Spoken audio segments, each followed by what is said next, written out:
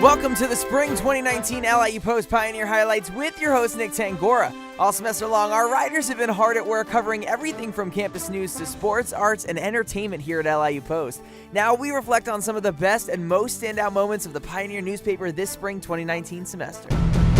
Theodore Roosevelt Institute joins LIU. The legacy of Theodore Roosevelt, America's 26th president, will continue to capture the minds of scholars, historians, and researchers due to the addition of the Theodore Roosevelt Institute to the School of Professional Studies. The Institute will provide future generations the ideas and principles necessary to lead by the example of a president held in high regard by both sides of the political aisle. In a combined effort between LIU, the Theodore Roosevelt Association, and Sagamore Hill National Historic Site, the Institute will provide valuable resources and archives of President Roosevelt's prolific writings, including journal entries and letters. The idea for the Institute was presented to the TRA Chief Executive Officer and great-grandson of the former president, Tweed Roosevelt, by former Congressman and head of the Global Institute, Steve Israel, an active member of the TRA and avid supporter of the past president. Together, Israel and Tweed Roosevelt approached University President Dr. Kimberly Klein to explore the possibility of housing Roosevelt's work on campus. The campus has already acquired an extensive amount of documents from various sources. For example, the Theodore Roosevelt Association collection donated by the TRA is housed in archives and special collections area of the B. Davis Schwartz Memorial Library. Roosevelt is working diligently to gather the research of authors who have written books on President Roosevelt in the early years of the 20th century. He hopes to add their material to an already abundant archive. There's a new mascot coming to town. The Pioneer LIU Post University mascot for many years is approaching retirement with the October 3rd, 2018 announcement that the LIU athletic teams from Post and Brooklyn would merge. Many changes are coming, including a new mascot. Over the winter break in January 2019, members of selected sports teams were asked which mascot they would prefer, a shark, an eagle, or a falcon. Debbie DeJong, Director of Athletics and Recreation, clarified the process for choosing a new mascot, explaining, "Our status is that we're trying to have it very student and alumni driven, and we're looking at trying to pick a mascot that takes the tradition of both Brooklyn and LIU Post and incorporate them into a new mascot." Now, the Pioneer did ask if this was all happening because our school is becoming Division I. Not according to DeJong, it isn't, adding, "It's from the unification of both of our campuses, so that's what it is, and it has nothing to do with the merger of D1 and D2. The campus has already changed its colors from green and gold to blue and gold during the fall semester of 2018. The new mascot, though, has not yet been chosen when the fall semester ended." DeJong added to that comment saying, "I think we want to make sure that we respect both campuses and start to listen to some of our students about what they will get excited about as a mascot and that integrated in. I'm not sure as to if we have a time frame to finalize this or not." She said the choice of the new mascot will solely be based on what students are excited to see, not what the administrators would like. So LIU, it's up to you. What do you want as our mascot? Changes at the Global Institute. The Global Institute joins several other university programs under the new School for Professional Studies, according to an email announcement by Rita Langdon, the new dean of SPS, sent on November 1st, 2018. Former U.S. Congressman Steve Israel joined LIU in the 2017-2018 academic year to lead the Global Institute with a mission, according to its website, of connecting our community with global leaders, traveling to foreign countries to network with leaders, and sharing education about national security and foreign policy trends. During the past 2 years, the Institute has hosted several events, including the Conversation with the Congressman series with guest President Bill Clinton and George W. Bush. Within SPS, the Institute will be under the direction of Langdon, who has held many titles on campus, including Adjunct Professor of Public Relations, Executive Director of Campus Operations, Strategic Partnerships and Admissions, and Dean of Professional Education and Transfer and Graduate Enrollment. Dr. Lynn Manuvryer will also be directing the Institute. She is the Associate Dean of SPS, who is formerly Director of the Center of Gifted Youth and an Adjunct Professor in Special Education and Literacy. Whether or not Steve Israel will still be involved is in question. Several students who were employed in the Global Institute's 2018 fellowship program to coordinate events are unsure of what will happen to their promised stipends after they were told these events will be discontinued. Some students working at the Global Institute said they haven't seen or heard from any of the Institute's staff, including Israel, since the fall 2018 semester, and they're unsure of what is coming next. Students in the fellowship were promised $1,000 stipends for 80 hours of work. Work included staffing and coordinating events, putting up flyers, and organizing Congressman Israel's archives to be put on display. Both Israel and the university's public relations office did not respond to the Pioneers' request for comment. Israel may be starting a new program at Cornell University, according to 2 professors at Post and a professor at Cornell University. The details of that program are unclear. Neither Israel nor his staff responded to the Pioneers' inquiries. Representatives of Cornell did not respond in time for a publication. New position for Kushner.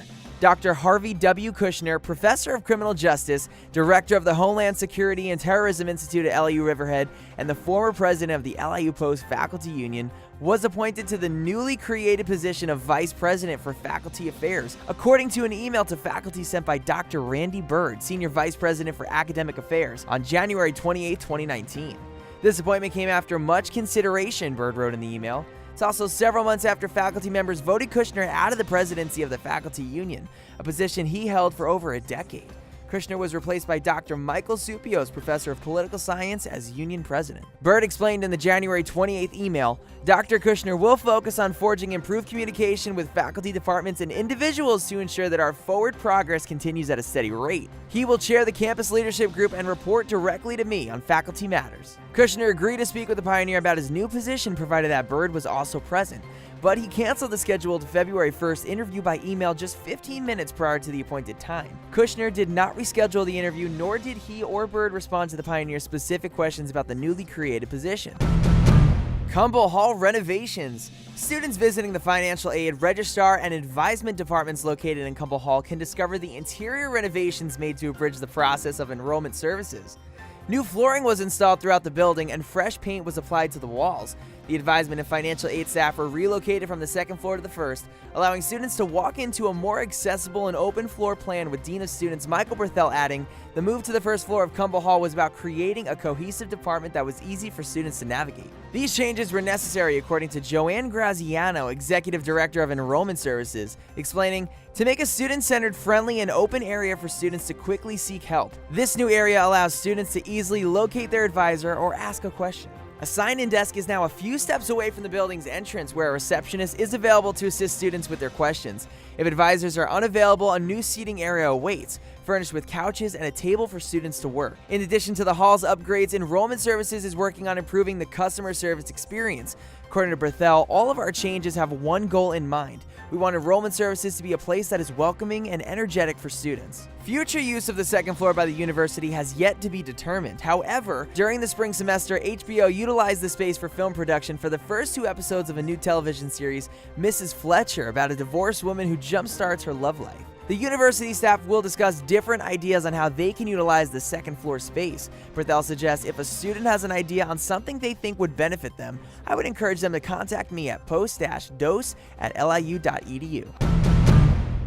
HEOP director leaves. William Clyde, the director of the Arthur O. Eve Higher Education Opportunity Program, HEOP, which has provided academic opportunities for university students who would otherwise have not had the economic opportunity or educational criteria to attend classes, left campus on Friday, January 18, to work as Director of Special Programs, EOP Director at Nassau Community College. HEOP, which provides 3 programs for students, has been co-sponsored by the New York State Education Department throughout its years operating on campus. According to Clyde, students currently enrolled in HEOP at Post will not lose their scholarships. However, Clyde also said that the programs offered to them will be changed and no new HEOP students will be accepted. Clyde explained the HEOP program will phase out, but current students will still maintain their eligibility and be supported.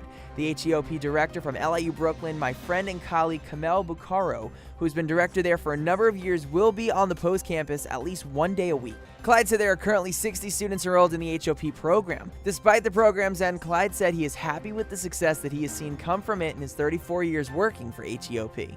He added, "It is about what the students have done. That's the bottom line. That's the legacy of the program." Kicked out of Pratt for a sports bra, student said. 13 students protested in the Pratt Recreation Center gym on Sunday, February 17th by wearing sports bras and crop tops while working out. This protest was in response to a female student who said she was kicked out of the center for wearing a sports bra. Madison Hansmeyer, a sophomore musical theater major, had not even started her workout in the weight room on Thursday, February 14th, when she was approached by a male personal trainer who was sitting in the office area of the gym and asked to leave because of her attire. Hansmeyer took to Instagram after the incident, writing, "Dear LIU Post male coach, I have been wearing sports bras to the gym for 3 weeks straight with no problem, but please let me know why I got kicked out today for potentially spreading skin diseases after taking one step into the gym and not even putting my stuff down, let alone getting my body stuff all over the equipment, while your basketball team's balls are hanging out of their shorts and over every piece of workout gear while sweating vodka. Hansmeier went on to describe how she offered to not lay on any equipment and just run and do arms, but the coach said he would have to follow her around the gym to make sure she was telling the truth. She explained he said it was a health violation. When I asked why, he couldn't tell me anything. He couldn't show me where it said I couldn't wear my sports bra. Hansmeier also pointed out the attire of the men working out, tank tops with exposed sides and short shorts, but she said the coach was fumbling to give her a response. Alex Cordova, a junior public relations major and member of the swim team, was present during the encounter with Hansmeier and said that wasn't exactly how it happened. Cordova said Hansmeier's outfit was not appropriate for the public space, adding she was wearing a green sports bra that was more for show than for working out, and black high-waisted shorts, but they didn't cover her butt well. The gym is open to students, faculty, staff, and the community for a membership fee. Cordova said the coach was telling Hansmeier that she couldn't lay on the equipment in her attire because she'd be susceptible to receiving and spreading germs. Cordova added, "Why would you even want to expose your body to those kinds of germs? According to the Office of Campus Recreation, shirts should cover the full chest and back to prevent ringworm, MRSA, staph, and other infections." Cordova said the rule applies to all gym visitors. Even men who wear ripped t-shirts or tank tops are told to go and change. The Pratt Recreation Center has no dress code listed under the policy section of its website. The student handbook available online also does not list a dress code for any campus facility. Signs posted on the walls in the gym advise students to spray and wipe down the equipment when they finish using it, put weights back on the racks, and the proper attire is required. Football players invited to train with New York Giants. Even though football season ended in December, Pioneer football players have been preparing to get drafted by an NFL football team. Running back Malik Pierre, wide receiver Mike Richardson, wide receiver Dion Mash, linebacker Jake Carlock, and defensive end Kevin Petit-Frere have been hard at work during the offseason in preparation for the NFL draft. These players earned Pro Day invites at Columbia University Pro Day on March 14th, where NFL coaches and scouts evaluate players by performing different drills to show off their skills. They had to get 2 NFL scouts to recommend them to the Columbia University coach so they could get into Pro Day. At their Pro Day, NFL coaches and scouts can see the players perform drills in their positions and test their skills in the 40-yard dash, bench press, and much more. The players did very well at their Pro Day, earning them invites to work out with the New York Giants. Carlock added, "After performing all the drills and tests, a Giant scout approached me and invited me to their local Pro Day on April 5th. Now, the New York Giants are not the only team in contact with some of the football players. The Indianapolis Colts and the Atlanta Falcons also contacted Petit-Frere. He told the Pioneer, "My agent did speak to the Lions, Colts, 49ers, and Redskins about me after my Pro Day." Glickman added, "I was able to watch these guys week in and week out. These guys are game changers. I would not be surprised if an NFL team picks up one of these guys." The football players will have to wait and hope until the NFL draft from April 27th to April 29th to hear if their names are called and their dreams come true to be drafted in the NFL. For more on this story, and maybe you want to give some support to some of our local Pioneer athletes, check out the full story on www.laupostpioneer.com and pick up your copy of the Pioneer. Lutz writing a book on empathy in literature. Dr. John Lutz, professor of English and chairperson of the Department of English, Philosophy, and Foreign Languages, is working on a new book, When Grief Hath Mates, Empathy and the Human Imagination. The book, according to Lutz, is an interdisciplinary explanation of empathy through fields such as neuroscience, literature, social psychology, evolutionary biology, and philosophy. The opening will explore recent writings on empathy, while the rest of the book will deal with literary works where the author is explicitly interested in empathy. Empathy, according to Lutz, can be related to sympathy and compassion, but is distinct from those two. He said sympathy is feeling bad for a person, not the same thing. Empathy is feeling what they feel, or approximately what they feel. Lutz believes there are challenges to being empathetic. The key empathy blocker is perception of difference, adding, "If somebody thinks that some other person or group is somehow doing harm to them, I think that could prevent empathy for the whole group." Literature, according to Lutz, can give us the imagination needed to see how others suffer and think. It enables us to put ourselves in the position of those who we otherwise would not necessarily come into contact with, he said. Lutz's interest in this project started from his meditations on his readings, adding, "When I started thinking about it, I started thinking about numerous books that I loved, where the authors were deeply engaged in dealing with empathy as a human problem.